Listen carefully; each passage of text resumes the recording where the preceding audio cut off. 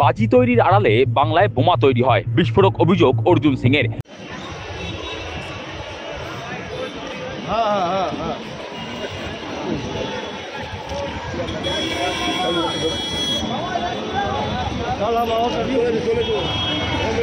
বাজি তৈরির আড়ালে বাংলায় বোমা তৈরি হয়। শুক্রবার রাতে ব্যারাকপুর স্টেশন চত্বরে দলের স্বাস্থ্য সেলের সভায় বক্তব্য রাখতে গিয়ে এমনই বিস্ফোরক অভিযোগ করলেন ব্যারাকপুরের প্রাক্তন সাংসদ অর্জুন সিং। প্রসঙ্গত, এদিন বেলায় নদিয়ার কল্যাণীতে বাজি তৈরির কারখানায় বিস্ফোরণে 4 জনের মৃত্যু হয়েছে। সেই ঘটনা তুলে ধরে বিজেপি নেতা অর্জুন সিং বলেন, এই ঘটনার পরও দিদিমণি মুকেশ আম্বানিকে বলবেন, বাংলায় পরিবেশ খুব শান্ত, এখানে বিনিয়োগ করুন। তৈরি হয়ে ব্লাস্ট হয়ে লোক মারা যাচ্ছে, লজ্জা হওয়া উচিত দিদিমণি। আজকে কালকে আপনার বিজনেস সাবমিট শেষ হলো, কল্যাণীতে আজকে বোম ব্লাস্ট করে 4 জন মারা গেছে, আরো 2-4 জন মরে যাবে। এরপরে আপনি এই মুকেশ আম্বানিকে কি বলবেন? আমার বাংলা পরিবেশ খুব শান্ত আছে, এখানে আমি বোম তৈরি করাই না, এখানে এমনি বোম ব্লাস্ট হয়ে যাচ্ছে আর লোক মারা যাচ্ছে, এখানে শান্তি, শ্মশানে শান্তি আছে, আপনি আসুন ইনভেস্টমেন্ট করতে। তার অভিযোগ, বাংলা বারুদের স্তূপের ওপর দাঁড়িয়ে আছে। বাংলায় একের পর এক বিস্ফোরণের ঘটনা ঘটেই চলেছে। কয়েক বছর আগে নৈহাটির দেবকে বিস্ফোরণে একাধিক জনের মৃত্যু হয়েছে। গত বছর দত্তপুকুরে বাজি কারখানায় বিস্ফোরণ হয়েছে। চম্পাহাটিতেও বিস্ফোরণের ঘটনা ঘটেছে। আর দিদিমণি বলছেন, বাংলায় শান্তি বিরাজ করছে।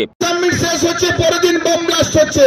দিদিমণি বলছেন বাংলা নাকি শান্তিতে আছে। আজকে বলুন তো, এই রিসেন্টলি 3 বছরের মধ্যে নৈহাটিতে দেওয়াকে বোম ব্লাস্ট হয়েছিল, 6 জন লোক মারা গেছিল, 4 জনের বডি গায়েব। কিছুদিন আগে দত্তপুকুরে প্রায় 9 জন মারা গেছে বোম ব্লাস্ট করে। মিদনাপুরে বোম ব্লাস্ট করে, পুরো বোম তৈরি কারখানা চলছে, ব্লাস্ট করে মারা গেছে। আর দিদিমণি বলছেন খুব শান্তিতে আছি, আমরা খুব শান্তিতে আছি। কে? মমতা ব্যানার্জি নিজের সরকারি মিটিং এ দাঁড়িয়ে সৈকত মোল্লাকে বলছেন, তুই বোম মারিস, তারপরে সে অ্যারেস্ট হয় না, সে ওনার সম্পদ হয়ে আজকে বাংলায় দক্ষিণ 24 পরগনা মানুষগুলোর উপরে অত্যাচার চালাচ্ছে। তার দাবি, বাংলায় একটাই কারখানা ভালো চলছে, সেটা হলো তোলাবাজির কারখানা। তার অভিযোগ, ব্যারাকপুরে অটো কিংবা টোটো রুটে প্রকৃত চালকদের জায়গা নেই। ববি হাকিম এখানে জিহাদি রুট তৈরি করেছে, সেই রুটে ওদের দৌরাত্ম্য চরমে। চলছে সে হলো তোলাবাজির কারখানা। তোলাবাজি কারখানা ছাড়া আপনার কোনো কারখানা এখন চলছে না। আমরা যেখানে বক্তব্য দিচ্ছি, অনেক অটো টোটো চালায় ভাইরা, এখানে যাদের পারমিট আছে, সরকারি পারমিট আছে, তাদের থেকে বেশি জেহাদি পারমিট একটা তৈরি করেছে ববি হাকিম আর মমতা ব্যানার্জির নির্দেশে। ওই জেহাদি পারমিট নিয়ে ওই মুরগি মহল, কুজরা মহল, ওখান থেকে সব মুসলমানরা তারা রোজ এখানে এসে গাড়ি লাগাচ্ছে। আর যারা এখানকার অরিজিনাল যারা টোটো অটো চালাতো, তাদের পিঠে লাত মারছে আর তাদেরকে এখান থেকে তাড়িয়ে দিচ্ছে। এই হচ্ছে আপনার পশ্চিম বাংলা ইন্ডাস্ট্রির গল্প, আপনার ইন্ডাস্ট্রি গল্প। গেরুয়া শিবিরের লড়াকু সৈনিক এদিন আরও দাবি করেন, রাজ্যের সরকারি হাসপাতালে চিকিৎসা হয় না, ট্রান্সফার হয়, আর যেখানে চিকিৎসা হয় সেখানে বিষযুক্ত স্যালাইনের যোগান দেওয়া হয়। তার দাবি, জাল স্যালাইন কাণ্ডে মুকুল ঘোষ নামে একজনের নাম উঠে এসেছে। উনি দিদিমণির আত্মীয় হন। ওই মুরগি মহল, কুজরা মহল, ওখান থেকে সব মুসলমানরা তারা রোজ এখানে এসে গাড়ি লাগাচ্ছে। আর যারা এখানকার অরিজিনাল যারা টোটো অটো চালাতো, তাদের পিঠে লাত মারছে আর তাদেরকে এখান থেকে তাড়িয়ে দিচ্ছে। এই হচ্ছে আপনার পশ্চিম বাংলা ইন্ডাস্ট্রির গল্প, আপনার ইন্ডাস্ট্রি গল্প। আপনি বলুন তো, আজকে হসপিটাল, সরকারি হসপিটালে ট্রিটমেন্ট হয় না, ট্রান্সফার হয়। সরকারি হসপিটালে ট্রিটমেন্ট নেই, ট্রান্সফার হয়। আর যেখানে ট্রিটমেন্ট হয় সেখানে আপনি বিষযুক্ত স্যালাইন সাপ্লাই করছেন। কে?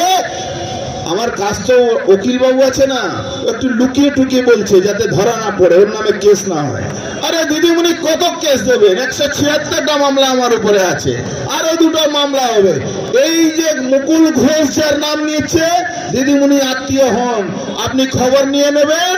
আমাদের একজন বয়স্ক মানুষ, যিনি দীপক ঘোষের বইটা পড়ে নেবেন, এই মুকুল বাবু কে আছে আপনি জানতে পারবেন এই মুকুল বাবুটা কে। প্রসঙ্গত, নৈহাটিতে তৃণমূল কর্মী খুনের প্রতিবাদে তৃণমূলের তরফে এদিন মিছিল করা হয়। মিছিল শেষে তারা মিরার বাগান মাঠে সভা করেন। সেই সভা থেকে সাংসদ বিধায়ক খুনের জন্য অর্জুন সিংকে জবাব দেওয়ার কথা বলেন। এ প্রসঙ্গে অর্জুন সিং বলেন, সঠিক সময় তিনি জবাব দেবেন। যারা সমাজকে নষ্ট করে আর যারা গুন্ডা বদমাশ তাদের সঠিক জবাব দেওয়া হবে। ড্রাগ ডিলার সে হলো ওখানকার মদের ঠেক চালায়, আর সে হলো তৃণমূলের নাকি রাফ টাপ ছেলে। ওই জন্য নাকি তৃণমূল এবার 2025 সালে 24 সালে যে বাই ইলেকশন হয়েছিল ওর জন্য নাকি জিতেছে।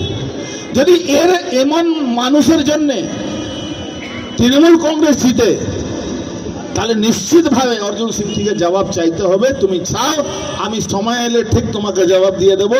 এই ধরনের গুন্ডা বদমাশ যারা সমাজকে কলঙ্কিত করে, যারা মস্তানদেরকে কলঙ্কিত করে, যারা পুলিশকে নিয়ে, আজকে বলুন তো আপনার বাড়ি থেকে ছেলে মেয়ে বেরোচ্ছে, এই লোটো কেন সাতটা জুয়া যারা চালাচ্ছে, আজকে দেখবেন পার্থভূমিক মঞ্চে দাঁড়িয়ে ওই যে লোটো চালায় গুড্ডু বলে, সে ওর দেখেন ওর পাশে দাঁড়িয়ে আছে, পার্থভূমিক ভাষণ দিচ্ছে।